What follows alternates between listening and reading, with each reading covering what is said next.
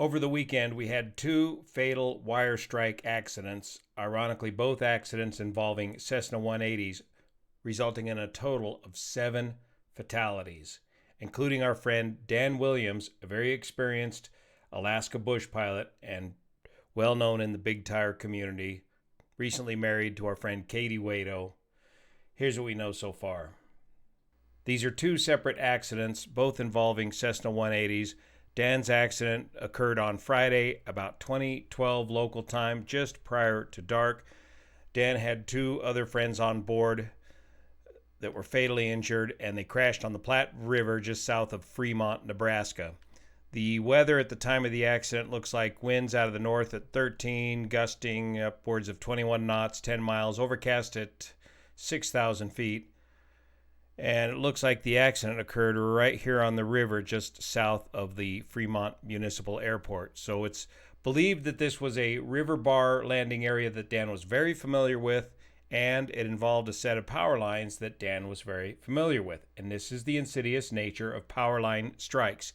It doesn't matter how experienced you are. In fact, more often than not, it's the experienced pilot that has a fatal encounter with wires.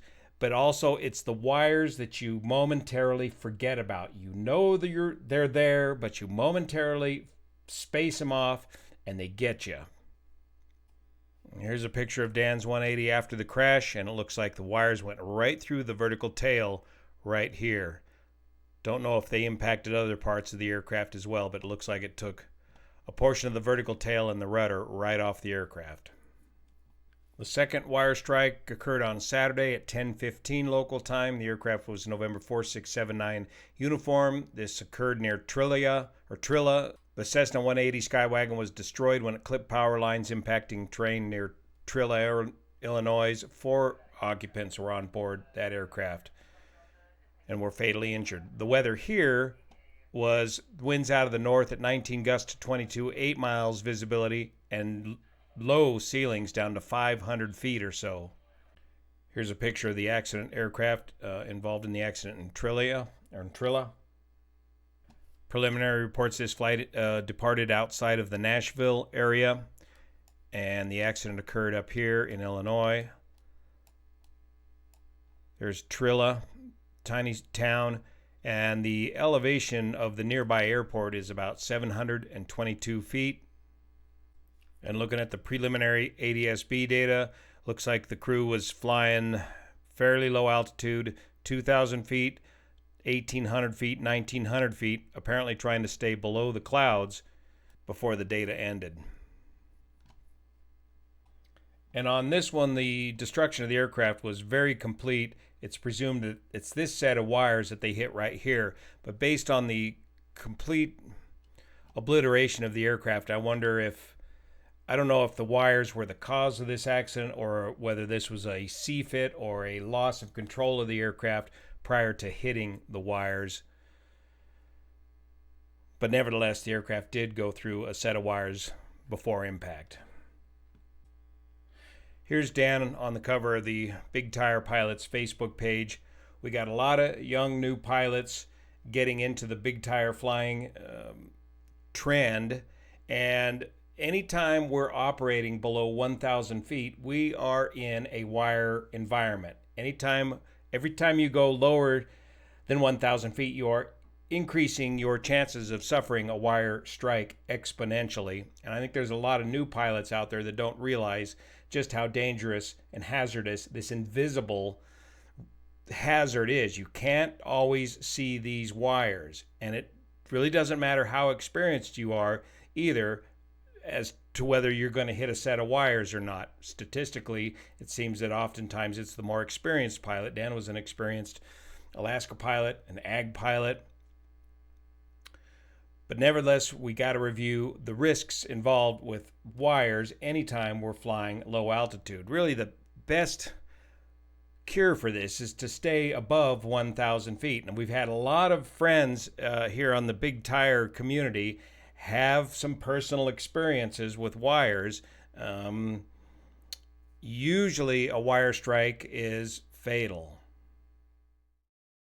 So I want to take this opportunity to do a little refresher course on wire safety. This is an excellent video put out by the Southern California Edison Company, a company that has a fleet of helicopters that routinely inspects these wires. They live down in the wire environment, and they spend no less than 6 months training a new helicopter pilot for this job of maintaining and inspecting the wires down there in SoCal Edison.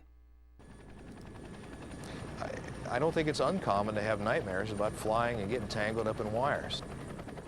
A wire strike accident is not the kind of accident that tends to happen to the young and inexperienced pilots.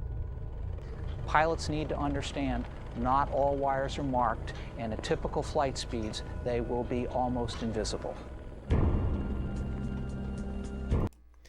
Not only will they be almost invisible, but as a fixed-wing pilot, you often do not have time to react. You think you will be able to see them and react and get out of the way, but it takes up to 5 seconds in order to react and successfully maneuver away from a set of wires.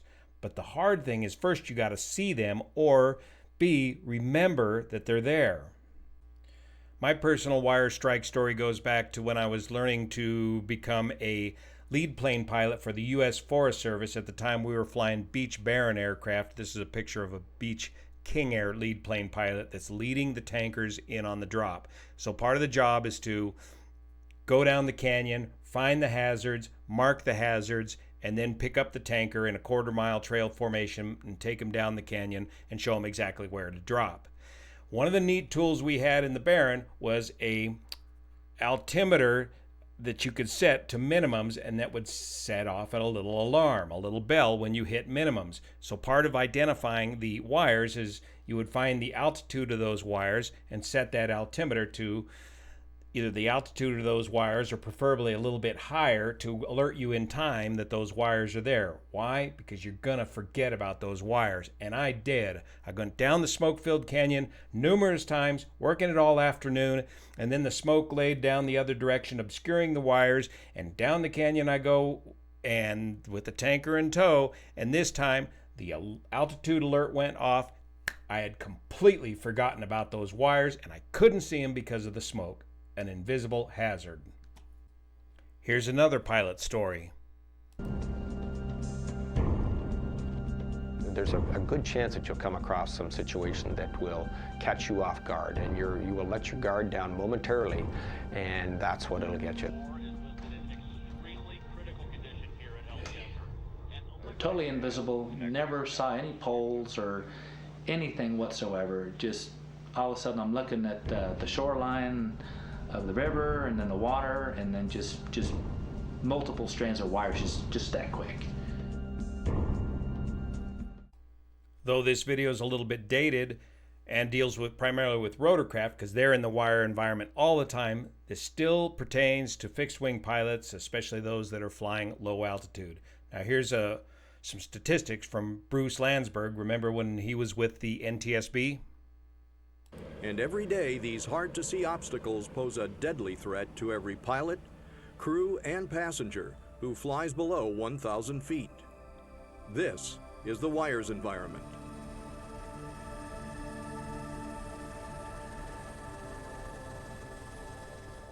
Let's talk a little bit about statistics. Over the last 10 years, we've averaged about 66 wire strikes per year. The lethality of these accidents is fairly high. On average, it's about 30% across the board. So if you strike a tower or a wire, there's a 30% chance that there's going to be a fatality involved.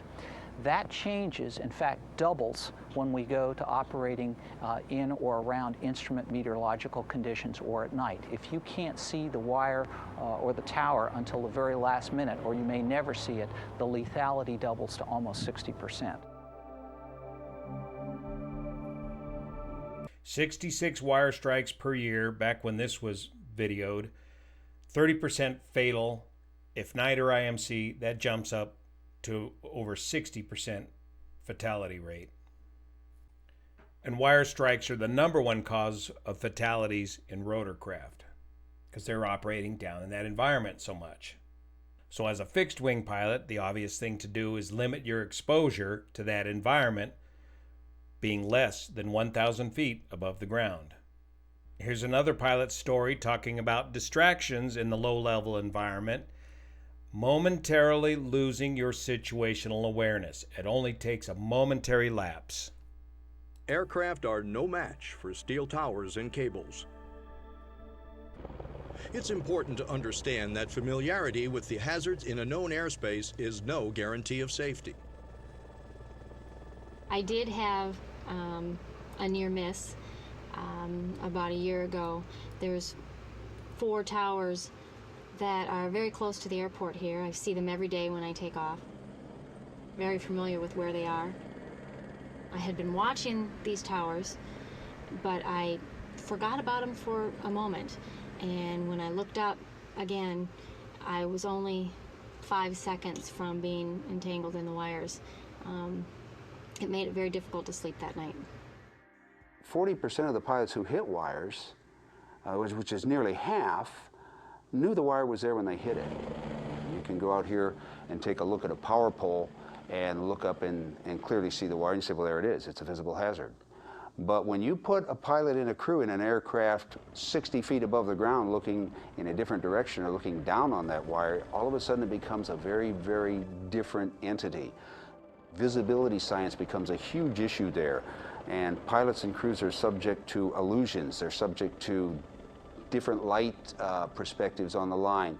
The key here is that the wire isn't visible all the time. It's not consistently visible to a crew in the air. The invisible hazard. You can't always see the line depending on what angle you're looking at it. And it's 40% of the time you know the wires are there, you just forget about them for a moment. The whole process of spotting a set of wires and responding in time can take up to 5 to 6 seconds. Finally, he has to move the controls, and then it takes a certain amount of time for the aircraft, the helicopter, or it could be an airplane, to respond. This whole process can take up to 5 or 6 seconds. Depending on the lighting situation and the background, the lines may be completely invisible, they may be very obvious. It can change from moment to moment. As we look at these lines, the same set of lines, you can see areas where some of them are very obvious and easy to see, and others are invisible. And that's always the case. And so that's why it is so important to first take a look at altitude, a recon, before going down there. If you're going to go down below 1,000 feet outside of the airport environment, you've got to recce the place first. And I would recommend recceing it on the ground initially first. A lot of us like to do off-airport landings and riverbeds in different locations, but you got to know the location very well before you ever go down into that location. And find those wires. If you can map them out, put them on your ForeFlight. Don't ever just go bombing into one of these places unsurveyed. Even if you think you know the area, new wires are getting strung all the time, so you constantly got to do that high recon and check for any changes, any new wires. If ever there was a time to think about what's out there in the electric grid, if you're going to be in the air, this is it.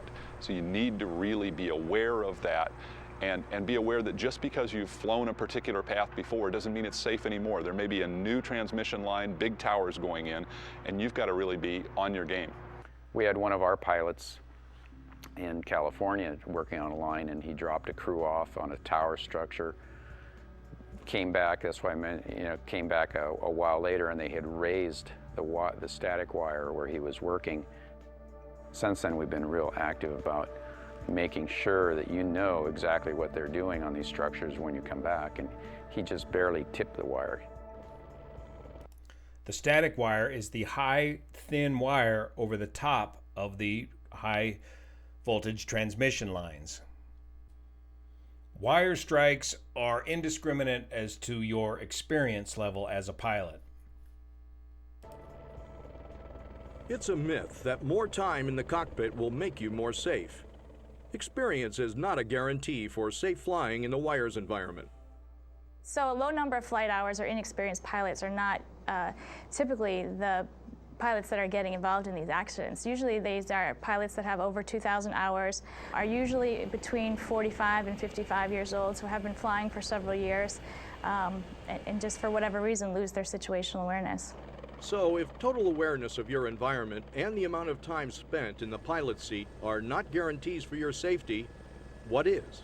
Training in the hazards associated with this particular environment is the essential ingredient. The aviation industry has always tended to judge a pilot's competency by the thickness of his or her logbook. How many flight hours I have will tend to make me a much safer pilot. Statistically, that's not true with the wire and obstruction strike accidents. In the military, especially when I went through flight school, I asked the guys that come back from flight school, how has your training changed from what I went through? Now we're talking about a couple of decades worth of training difference. And it's not really any different. Cross the wires at the poles, all roads have wires, don't hit the wires. We might be in the wire environment, don't hit the wires. Cross the wires at the poles, all roads have wires, don't hit the wires. After a fatal accident in 2006, SoCal Edison started a training program for their wire inspection helicopter pilots that is no less than 6 months long, 6 months of training. That lead plane pilot job I was doing for the Forest Service, that was a year long, a minimum of 1 year long of training. One of the important lessons they learned from their 06 accident was to start working together as a crew. They used airline-style CRM, crew resource management training, where the spotter and the other members of the crew that weren't necessarily pilot rated became part of the crew. And one of the interesting parts of their training is to not let somebody talk you into a dangerous situation. We had to figure out how to make the whole thing safer to the crew. Keep the aircraft moving until you can see the skyline. Let me know when you can see the skyline. You know, I'm not sure about this. I can see the conductor, but I can't see the rest of it now. Just keep it moving until you see the skyline. Just keep moving forward. Well, you know, I still can't see it. You know what? I'm not really comfortable with this here. That's all right. Just keep moving forward until you see the skyline. Don't worry about it. Trying to goad him into it. Well, you know what? I'm going to stop here. I can't see that skyline. All right, that's the whole point. That's the whole point. Don't let somebody talk you into doing something you think is just absolutely crazy. As general aviation pilots, and certainly airline pilots, we're not trained on what these wire hazards look like. How does the infrastructure work on these wires? What do we expect to see down there? Another thing that I think is very important to understand is what the hazards actually look like down in the wire and obstruction environment. What does the enemy look like? What will hurt me if I don't know about it? And again, that isn't something that you normally learn, that we as pilots normally learn in the normal aviation mainstream education. When you're looking at things like guy wires, and when you're looking at things like static wires or skylines or conductors, we don't learn about that traditionally as pilots unless we've been fortunate enough to be mentored by somebody who really understands those hazards. So having a firm understanding of what the enemy looks like in this environment, I think, is so terribly important, because what you are ultimately going to see down there is going to be a product of what you expect to see. Expectation plays a major role in identifying a wire and obstruction strike accident before you get there. Now here's some important advice from a fixed-wing pilot who's also a vision expert.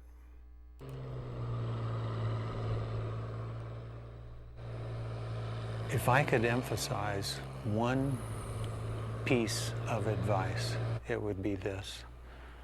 Pilots notoriously have the misconception that they will see wires in time when flying at wire level, and you just can't count on it.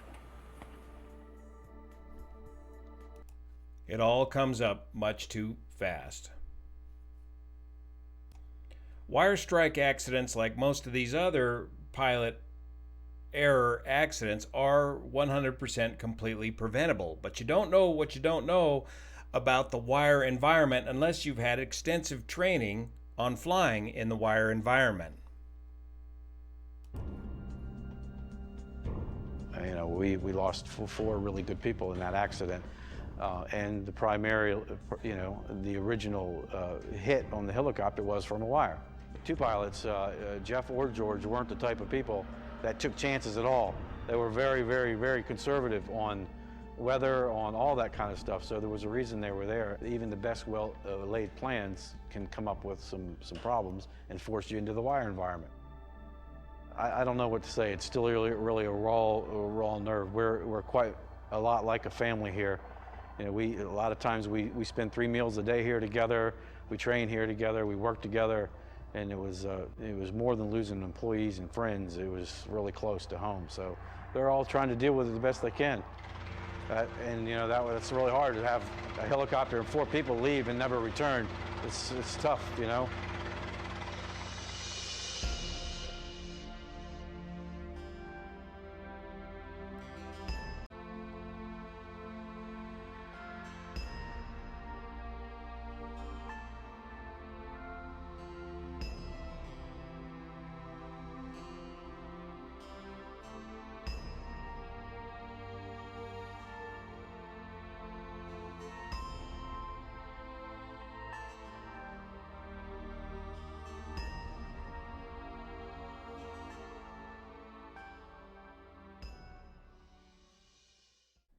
Excellent video produced by SoCal Edison. See the link below. Let's minimize our exposure to the wire environment at these low altitudes, especially without proper low-level wire training. Thank you so much for your support of this channel, especially the folks over on Patreon that make this content possible. See you here.